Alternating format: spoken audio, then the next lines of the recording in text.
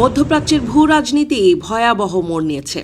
ইরানের রাজধানী তেহরান সহ দেশটির বিভিন্ন গুরুত্বপূর্ণ স্থানে বড় ধরনের সামরিক অভিযান শুরু করেছে ইসরায়েল।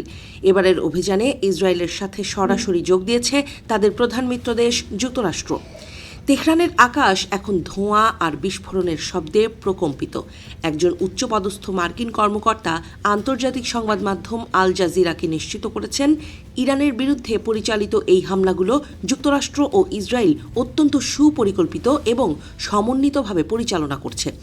এই ঘোষণা যুদ্ধ পরিস্থিতিতে নতুন মাত্রা যোগ করেছে, কারণ এর আগে অনেক ক্ষেত্রে যুক্তরাষ্ট্র সরাসরি অংশ না নিলেও এবার তারা সম্মুখ সমরে অবতীর্ণ হয়েছে। তেহরানের কেন্দ্রস্থল থেকে আসা বিভিন্ন ভিডিও ও ছবিতে দেখা যাচ্ছে যে শহরের প্রধান এলাকাগুলোতে দফায় দফায় বিস্ফোরণ ঘটছে এবং আকাশ কালো ধোঁয়ায় ছেয়ে গেছে। ইরানের রাষ্ট্রীয় সংবাদ সংস্থা ফার্স জানিয়েছে, ইরানের ইউনিভার্সিটি স্ট্রিট ও জমহুরি এলাকার মতো জনবহুল ও কৌশলগত স্থানে বেশ কয়েকটি ক্ষেপণাস্ত্র আঘাত হেনেছে। এছাড়া পশ্চিম তেহরানের বাসিন্দারা বিকট শব্দের দুটি পৃথক বোমা বিস্ফোরণের কথা জানিয়েছে। জনমনে চরম আতঙ্ক সৃষ্টি হয়েছে। হামলার তীব্রতা এতটাই বেশি যে রাজধানীর বাইরেও অন্যান্য প্রদেশগুলোতে এই অভিযানের প্রভাব ছড়িয়ে পড়ার খবর পাওয়া যাচ্ছে। ইরানের আকাশ প্রতিরক্ষা ব্যবস্থা সক্রিয় থাকলেও এই যৌথ আক্রমণ মোকাবেলা করা তাদের জন্য কঠিন চ্যালেঞ্জ হয়ে দাঁড়িয়েছে। এই হামলার পরপরই দুটো মধ্যপ্রাচ্যে অবস্থানরত মার্কিন সামরিক ঘাঁটি ও দূতাবাসগুলোতে সর্বোচ্চ সতর্কতা জারি করা হয়েছে।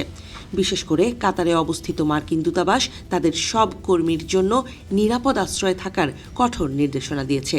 একই সাথে কাতারে অবস্থানরত সাধারণ মার্কিন নাগরিকদেরও পরবর্তী নির্দেশ না দেওয়া পর্যন্ত ঘর থেকে বের না হতে বা নিরাপদ স্থানে অবস্থান করতে বলা হয়েছে। ওয়াশিংটনের এই পদক্ষেপ ইঙ্গিত দিচ্ছে, ইরানের পক্ষ থেকে পাল্টা জবাব আসার সম্ভাবনা রয়েছে। পরিস্থিতি যে কোনো সময় আরও অবনতি হতে পারে। ইরান এই হামলার পর কিভাবে প্রতিক্রিয়া দেখাবে তা নিয়ে বিশ্বজুড়ে এখন গভীর উদ্বেগ বিরাজ করছে। এদিকে হামলার পাল্টা প্রতিক্রিয়া বা সম্ভাব্য ক্ষেপণাস্ত্র হামলার আশঙ্কায় ইসরায়েলের অভ্যন্তরেও জরুরি অবস্থা ঘোষণা করেছে দেশটির সেনাবাহিনী। ইসরায়েলি নাগরিকদের ঘরের ভেতরে অথবা আশ্রয় কেন্দ্রের কাছাকাছি থাকার নির্দেশ দেওয়া হয়েছে। ইসরায়েলি সামরিক বাহিনীর পক্ষ থেকে জানানো হয়েছে, ইরান থেকে যে কোনো সময় বড় ধরনের ক্ষেপণাস্ত্র হামলা হতে পারে, আর সেই ঝুঁকি মোকাবেলা করতেই জনগণকে প্রস্তুত রাখা হচ্ছে। দেশটির স্বাভাবিক জীবনযাত্রা কার্যত থমকে গেছে। জরুরি সেবা ছাড়া সব ধরনের স্কুল, কলেজ, অফিস, আদালত এবং গণজমায়েত নিষিদ্ধ করা হয়েছে।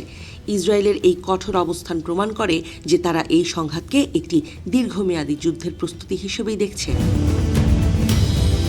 আন্তর্জাতিক বিশ্লেষকরা মনে করছেন, যুক্তরাষ্ট্র ও ইসরায়েলের এই যৌথ অভিযান পুরো অঞ্চলের স্থিতিশীলতাকে ধ্বংসের মুখে ঠেলে দিতে পারে। দীর্ঘদিন ধরে চলে আসা ছায়াযুদ্ধ এখন সরাসরি ও প্রকাশ্য যুদ্ধে রূপ নিয়েছে। তেহরানের প্রাণকেন্দ্রে এই ক্ষেপণাস্ত্র হামলা এবং মার্কিনীদের সরাসরি অংশগ্রহণ কেবল সামরিক নয়, বরং একটি বড় রাজনৈতিক বার্তাও বহন করছে। মধ্যপ্রাচ্যের অন্যান্য দেশগুলো এই পরিস্থিতিতে কিভাবে সাড়া দেয় এবং বৈশ্বিক তেলের বাজারে এর কী প্রভাব পড়ে তা এখন দেখার বিষয়। বর্তমান মুহূর্তের বাস্তবতাই তেহরানের রাজপথ থেকে শুরু করে কাতারের মার্কিন দূতাবাস পর্যন্ত সর্বত্রই কেবল যুদ্ধের দামামা বাজছে। এই সংকট নিরসনে কোনো কূটনৈতিক পথ খোলা আছে কিনা তা নিয়ে এখনই নিশ্চিত করে কিছু বলা যাচ্ছে না।